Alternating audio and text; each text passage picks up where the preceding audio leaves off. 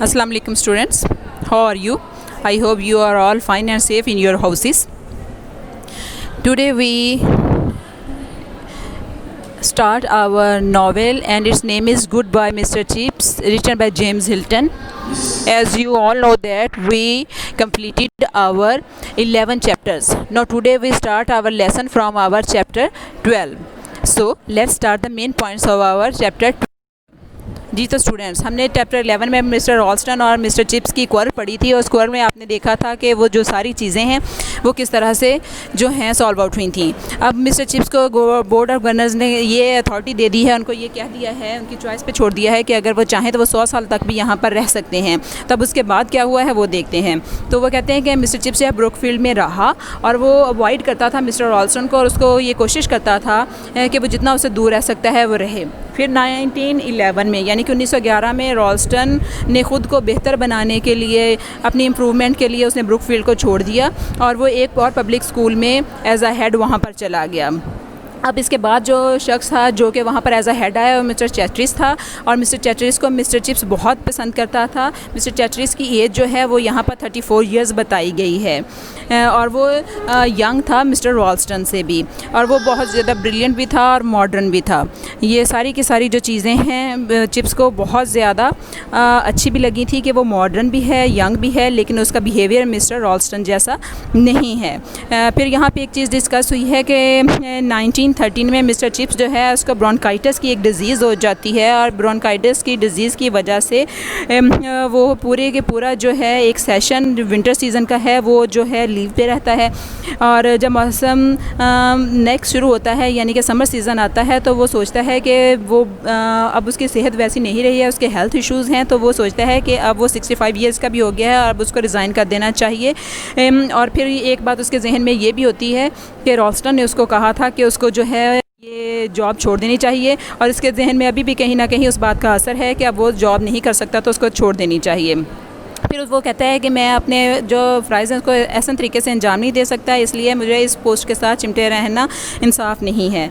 तो फिर वो कहता है कि मैं ज़ाहिर स्कूल छोड़ दूंगा, मैं फिर क्या करूंगा वो सोचता है। फिर वो खुद ही अपना एक प्लान बना लेता है कि वो सड़क के पार जो है मिसिज़ विकेट के घर में रहेगा, वो स्कूल के कमरे वहाँ से नज़र आएंगे, वो जब चाहेगा वहाँ से स्कूल आ भी सकता है और इस तरह से वो स्कूल का एक हिस्सा बनकर भी रहेगा।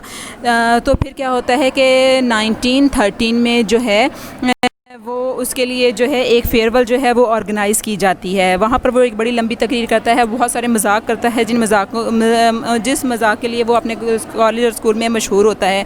वहाँ पर वो लैटिन लैंग्वेज के बहुत से प्रोवर्ब इस्तेमाल करता है। वो साथ ही वो एक कैप्टन का भी रेफरेंस देता है जो चिप्स के अकॉर्डिंग ब्रुकफील्ड के लिए खिदमत का तज़किरा करता है। उसने बड़ी एग्जैजरेशन से उसने काम लिया था, यानी कि चिप्स के खिदमत को बड़ा बढ़ा कर बताया था और मिस्टर चिप्स इस बात का बड़ा एक जोक के अंदाज़ में उनको बताता है।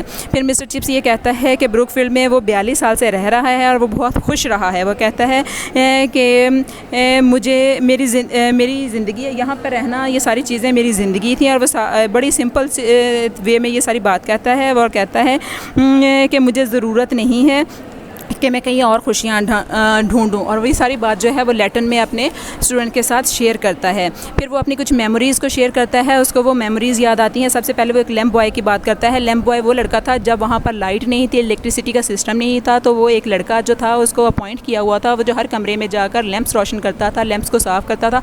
सारा दिन उसका काम यही होता था, उसको लैंप बॉय कहकर बुलाते थे। फिर वो वहाँ पर एक और इवेंट याद करता है और बच्चों के साथ शेयर करता है। वो इवेंट होता है कि बहुत ज़्यादा जब सर्दी पड़ी थी और 7 वीक्स तक जो है सर्दी रही थी और वो जो है फॉग 7 वीक्स तक वहाँ पर रही थी और उस साल कोई भी स्पोर्ट्स नहीं हुई थी और जो सारे स्कूल के बच्चों ने हैं वहाँ पे वहाँ पर जो है बर्फ़ पर फिसलना जो है सीखा था। फिर वो कहता है 1880 का भी साल याद है जब जो कि उनकी जो पूरा का पूरा स्कूल है, वो कहते हैं 2/3 of the school went down with German measles. ये एक जर्मन मीज़ल्स की एक किस्म थी जो कि उस वक्त एक बड़ी वबा की सूरत में फैली थी, जो कि एक एपिडेमिक थी। और वो कहता है कि जो स्कूल का 2/3 ऑफ स्कूल था वो चेंज हो गया था एक हॉस्पिटल की शक्ल में उनके स्कूल का। ठीक है, वो ये वाला इवेंट जो है याद करता है। फिर उसके बाद कहता है, वो बोन फायर का जिक्र करता है कि एक इवेंट होता है वहाँ पे बोन फायर का, और इस बोन फायर के दरमियान एक दफ़ा बहुत ज़्यादा आग लगी थी जिसको काबू में पाना मुश्किल हो गया था, तो वो उसकी भी बात करता है। फिर वो एक मिसिज़ ब्रॉल को याद करता है, और जो मिसिज़ ब्रॉल हैं वो ब्रुकफील्ड में उसकी टॉक शॉप पे काम करती हैं। उसकी तस्वीर वो कहता है कि अभी भी वहाँ पर लगी हुई है, और वो कहता है कि वो यहीं पर थी, लेकिन उसके एक अंकल जो है उसके लिए बहुत सारी दौलत छोड़कर जो है उनकी डेथ हो गई थी, और वो सारी दौलत उसको मिल गई थी, इसलिए वो वहाँ पर ऑस्ट्रेलिया चली गई। इसके बाद वो ये सारे इवेंट्स को याद करता है। फिर वो कहता है कि मैं ये एक मुनासिब वक्त पर देखकर एक एप्रोप्रिएट टाइम पर मैं एक किताब लिखूँगा, इस किताब से मैं इन सारी चीज़ों को थोड़ा थोड़ा बताता रहूँगा। वो कहता है कि मुझे जो मेरे बहुत सारे स्टूडेंट्स गए हैं उनके फेसेस याद हैं, और मुझे उम्मीद है कि मुझे तुम लोगों के फेसेस भी याद रहेंगे। फिर वो कहता है कि हो सकता है अभी तो तुम बच्चे हो, जब तुम बड़े हो जाओ कुछ सालों बाद और फिर मेरे से मिलने आओ और मेरे पास चाय पीने आओ, तो मैं तुम्हें ना पहचान सकूँ क्योंकि तुम्हारी शक्लें बदल गई होंगी, लेकिन उम्मीद है कि तुम मुझे याद रखोगे क्योंकि मैं तो ऐसा ही होऊंगा। और फिर वो इस बात पर थोड़ा सा बच्चों से हंसी मजाक करता है और कहता है कि वो इन सबको याद रखेगा और उनके साथ मिलने में खुशी महसूस करेगा। फिर वो बच्चों के साथ बहुत सारी लैटिन के जो हैं सेंटेंसेस यूज़ करता है, बहुत सारी चीज़ें जो हैं शेयर करता है। फिर वो क्योंकि बच्चों को क्योंकि लैटिन पढ़ाता है तो वो उनके साथ हंसी मजाक करते हुए कहता है कि मुझे इन सारी चीज़ों को ट्रांसलेट करने की ज़रूरत नहीं है, और उनके साथ बहुत हंसी मजाक में उसकी फेयरवेल पार्टी होती है और बच्चे बहुत ज़्यादा ज़ोरदार कहकों और नारों के साथ और क्लैपिंग के साथ जो है उसकी फेयरवेल में हिस्सा लेते हैं। तो ये एक छोटा सा चैप्टर था जो कि मिस्टर चिप्स की फेयरवेल के बारे में था। तो इसके बाद वो कहते हैं कि मिस्टर चिप्स फिर भी किसी ना किसी तरह से इनके साथ इन टच रहा। वो स्कूल के मैचेस देखने के लिए आता था, जब भी स्कूल का कोई मैच होता था वो उसमें इंटरेस्ट लेता था, उनका मैच देखने के लिए भी आया करता था और उसके बारे में इनसे डिस्कशन भी किया करता था।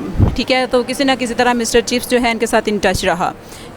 जी तो स्टूडेंट्स, ये था आज का हमारा चैप्टर नंबर 12। उम्मीद है आपको समझ आ गई होगी। नेक्स्ट लेक्चर तक के लिए अल्लाह हाफिज़।